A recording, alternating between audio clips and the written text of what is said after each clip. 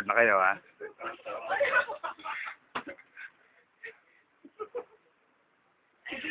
Ay, bala ko. I-edit na lang. Tanong ka na. Sir, what is the main reason why you ran to become a counselor? Kaya pag-isip yun, dapat dumating. Ano kasi, ang nagsimula ang politics sa akin. Hindi sila sadya eh. Wala talagang reason. Biglang dumating. Yun yung dahil hindi ko binalak. Hindi ako nag-plan na for politics, wala. Bigla na lang dumating sa akin yung time na kinukuha ko para sa politics.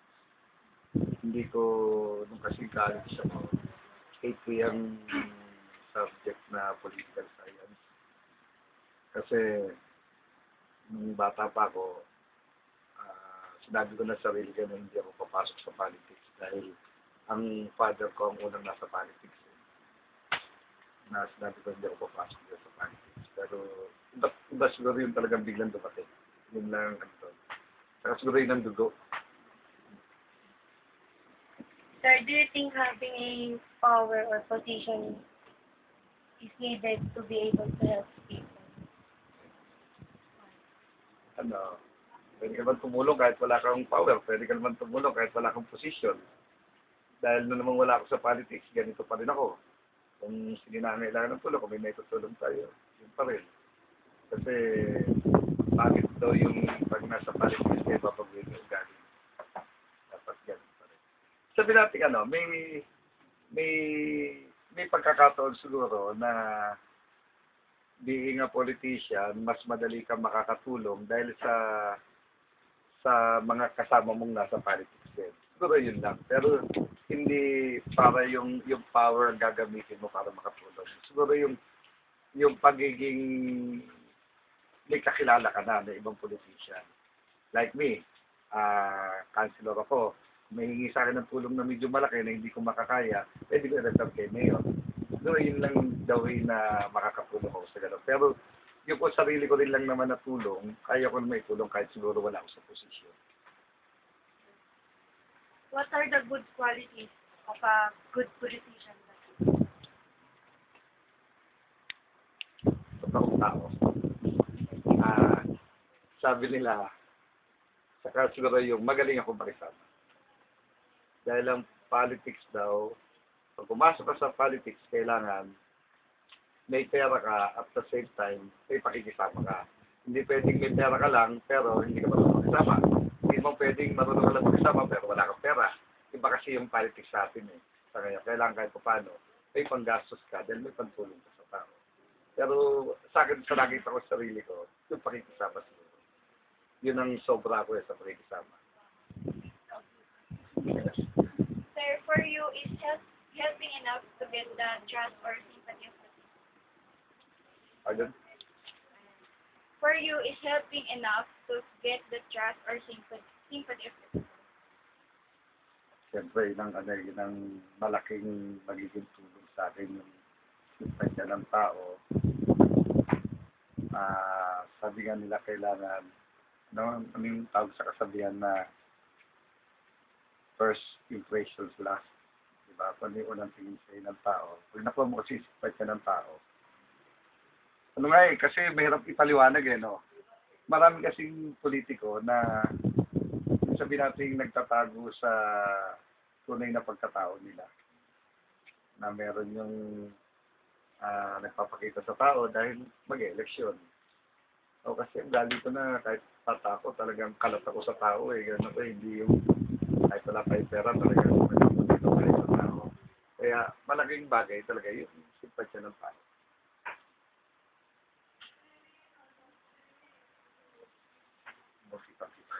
Do you think that you can fulfill your duties and responsibilities as a counselor? Hindi pa siguro lahat. Kasi maraming mga bagay na mga programs ko dahil lalo na regarding sa education, dahil ako nasa education, na hindi ko pa napagsipan. Kasi una, yung financial stability ng Rosario, hindi pa ganun, sige mahirap yung income na kaya hindi ko pa, marami pa akong mga programs regarding sa education na hindi ko pa naipapatupad. Pero meron pa naman akong 2 taon dahil ko yun talagang kumbaga isa sa advocacy ko yan na una yung maitaas ko man lang o maibaba ko sa 20% yung out of school youth natin. Kasi ay sa datos natin, nasa 40% ang out of school youth natin. Yung isang advocacy ko na nagsimula na nga na walang sinisigil sa mga estudyante ngayon, di ba, para ma-inspire sila mag-aral. Sir, do you find it hard to deal with the new mayor of Rosario who once become one of your competitor in politics? Do you find it hard to deal with the new mayor of Rosario who once become one of your competitor in politics? Kasi pag nasa, ako, ugali ko di ba nangyari siya 2007, iba yung party ko, iba yung nanalo mayor. Kasi, hindi tatakbo, hindi ka makapaglingkod ng ayos o hindi gaganda yung bayan natin kung maglalaban-laban kayo. Parang parang kasi ako sanay ako sa private company. Kung sino yung manager mo, kung sino yung bisor mo, at malapit ka sa bisor mo, nakakakilos ka na mayos, diba? Pero hindi naman lifestyle na yan ang bisor mo. Para din mo, hindi naman lifestyle na yan ang mayor mo. Ngayon, kung mapalitan man yan, siyempre siya yung senior mo kailangan na magsama ka. At ang sa atin naman, kung pangit ba ginagawa, hindi natin aayunan. Pero kung maganda naman yung ginagawa, like Mayor Nono, nung nanalo siya ng 2007, pinakita naman niya sa amin kung paano talaga yung palakad niya. Lalo na nga nung nasa education ako, talagang sinuportahan niya ako. Kaya hindi dapat kayo maglaban-laban doon sa loob sa ating pamahalang bayan kasi walang mangyayari sa bayan natin. Ang magsasuffer, kayo, yung mga tao magsasuffer. Sir, are the new elected officials effective or worthy to serve the municipality of Rosario? Depende sa tao. Kasi sabi nila yung baguhan, agresibo. Kaya sabi nga, nakakasiguro ka ng second term kung ipinakita mo yung being aggressive doon sa first term mo. Pero kung sa unang term mo pa lang, hindi ka nagpakita, kaya hindi ka na nakakaranas sa second term. Pero sa mga kasama ko, yung mga first timer, mga agresibo sila. Is the municipality of Rosario shows progress when the new officials are elected or it becomes worse? And how you will see? Karoon na tayo sa time namin yon yung SM, di ba? Hindi, unti-unti. Hindi naman dahil sa bagong official, hindi naman dahil sa government official kaya nagiging progressive yung munisipyo natin. Siguro dahil nagkakataon na dumarating yung mga investor natin. Parang tulad ng EPSA, nung pag-upo ni Mayor nung medyo nabuhasan yung mga company dyan, dumating naman tong SM, kaya nag-break even din. Hindi siguro dahil kung sino yung nakaupo, nagiging progreso yung bayan. Siguro dahil din sa pagtutulungan ng lahat ng tao, pagkakaisa ng mga tao. Sir, what are the things you've done for Rosario? Isa-isa ito. Hindi. From the start of my political career,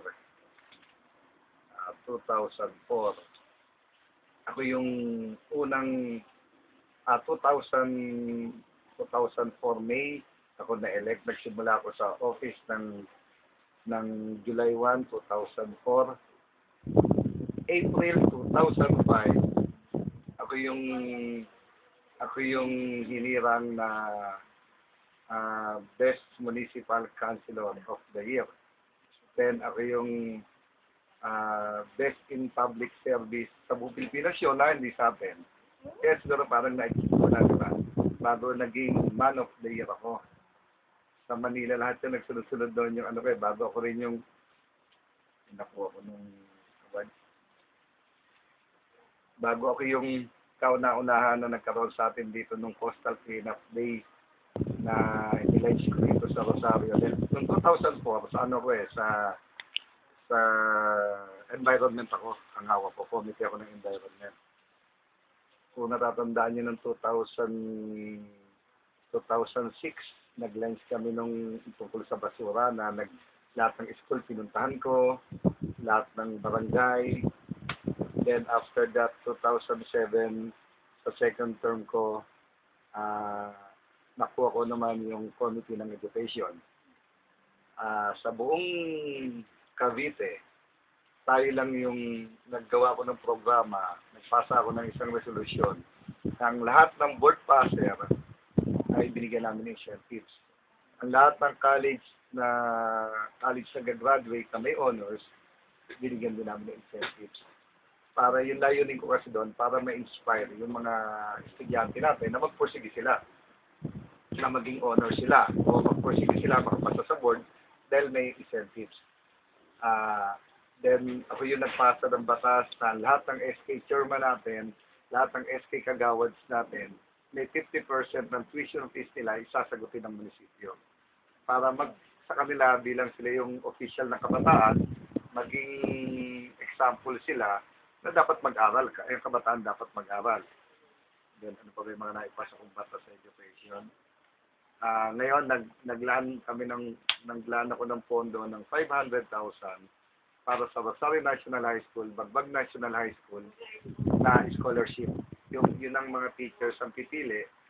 Meron kami 200 na bata 300 sa Rosario National High School, 200 sa Bagbag National High School. Wala silang babayaran. Kahit yun.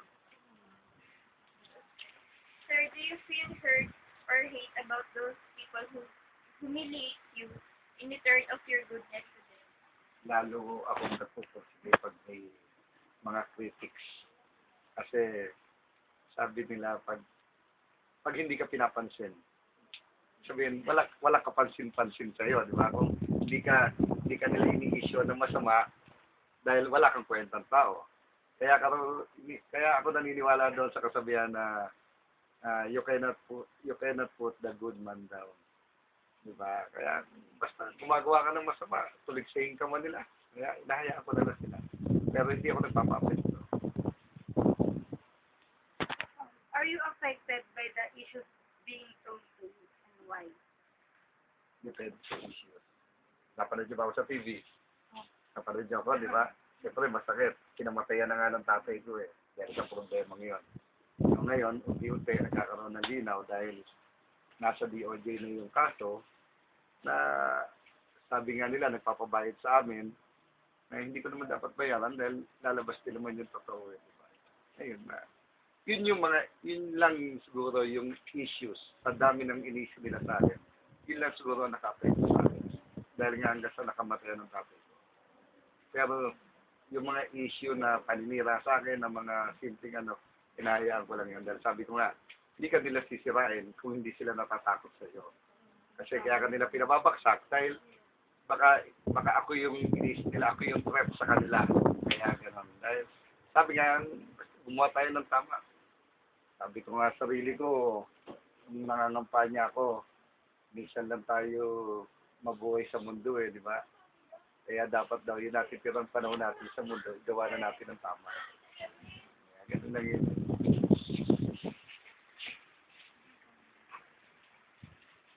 How can you handle those kinds of issues that can ruin the name that you care for? Layo eh. How can you handle those kinds of issues that can ruin the name that you care for? Hindi mo na napapansin. Lalo na kung hindi totoo yung mga issue. Diba? Saka, yun nga yung tulad ng ginawa nila sa akin, sinira nila yung pangalan ko. Naniniwala akong mas marami yung kakampi ko kaysa doon sa kumalaban sa akin. Hindi rin nila nakalagkad yung pangalan ko. Nung nag-rally yung mga tao sa plaza, may pinaglalaban nila ako. Parang nakakataba ng puso dahil despite of all bad issues na binigay nila sa akin, kumampi pa rin sa akin yung tao. Mas marami yung hindi naniniwala. At iilan lang sila na sumisira sa akin. Dahil nga alam ko na meron kasi silang illegal activities na gustong gawin sa akin. Kaya hindi pa rin sila manalo kahit na anong gawin nila. Ayun tuloy, yung mga nag-issue sa akin, sila ngayon yung mga nawala lahat sa politika. Yung ginawa nilang paninira nung time na mag-eleksyon ng kapitan, para idamay nga nila yung maipabaksak ang father ko, hindi rin nila nagawa. Sila yung lahat na nagbaksakan. Lahat nung kumalaban sa akin, sila lahat yung natalo. Kasi marunong na yung tao eh. Yung tao naman yung humuhusga kasi. Yung mga botante ang humuhusga, di ba? Sir, did you ever regret that you helped those people who said bad and stupid things about you? Sila na yung lalo kong gustong tulungan. Alam mo ba yun? Ako, maraming mga nasa paligid ko na sinasabi nila na tutulungan mo pa yan, ikininyan ka rin yan. O kasi mula nung pumasok na ako sa politika, hindi ko binago yung sarili ko na kalaban sa politika, kalaban. Ako, ang katwiran ko nung nasa politika na ako, mahalin ang kalaban, alagaan ang kakampi. Kasi hindi ka magiging good leader kung meron kang iniisip na kalaban. Wala ka dapat i-consider na kalaban pag nasa politika ka. Kung gusto mo maging good leader, kailangan lahat Kakalitan yung battery eh. kailangan lahat walang ano sa iyo. Walang masama sa iyo. Sabi nga walang masamang tinapay. Kung sino ang gusto lumapit. Yan nandito kayo na, alam mo dinoloko mo, di ba? Narinig di ba nagsalita ako ng masama. Kaya lang ako umalis, kinig ko kung talagang totoo yung sinasabi nila na ganun binigay ni ganito. Ay wala pala. Pero mas malaki yung binigay ko doon, binigay ng kasama ko. Ganun lang kasi yung dapat sabi nga, habaan ng pasensya, bawasan ang init ng pasensya mo na lang lahat. What are your plans for the municipality of Rosario in the remaining years of service? Magpursige lalo. Kung kinakailangan lahat sila yapusin ko para sila kami magsama-sama. Lahat ng mga nagalit sa akin, sabi ko nga, nung nakaraang Christmas, kung sila nagagalit sa akin, ako hindi nagalit sa kanila. Pero sa natitira kong taon, lalo kong pagpursigihin. Saka yung advocacy ko sa edukasyon. Doon ko ilalaan lahat yung oras. Sir, what are your plans for students like us? Ano gusto niyo? Hindi, yun nga. Ang atin niyang advocacy, yung bawasan natin ng out of school. Lahat ng, ako hindi naman yung desisyon ko, yung desisyon ko ang nasusunod. Ang ginagawa ko, every first and last Friday of the month, pinapatawag ko lahat ng principals ng elementary, ng high school, nag-meeting kami. Dahil ako yung vice chairman ng local school board ng Rosario, ang chairman is our mayor. Ako yung humingi ako sa kanila ng opinion. Dahil hindi naman tayo si Superman na alam natin lahat yung tama, di ba? Humingi tayo sa kanila ng opinion. Humingi ako sa kanila ng mga possible programs na alam natin makakatulong sa mga estudyante. Pero talagang yung halos 3/4 ng serbisyo ko sa Rosario ay tungkol sa edukasyon. Kaya ako yung nagre-research through mga tao sa atin na alam natin na ang advocacy ng edukasyon. Humingi rin ako sa kanila ng payo. Ano pa ba yung may idadagdag natin programs para ma-inspire ang mga estudyante, para maisip nila na ipagpatuloy yung pag-aaral nila. Sir, thank you for the time. Basta? Thank you Mamaya po. muna, magpwentuhan muna tayo. May meriendahin ko pa kayo.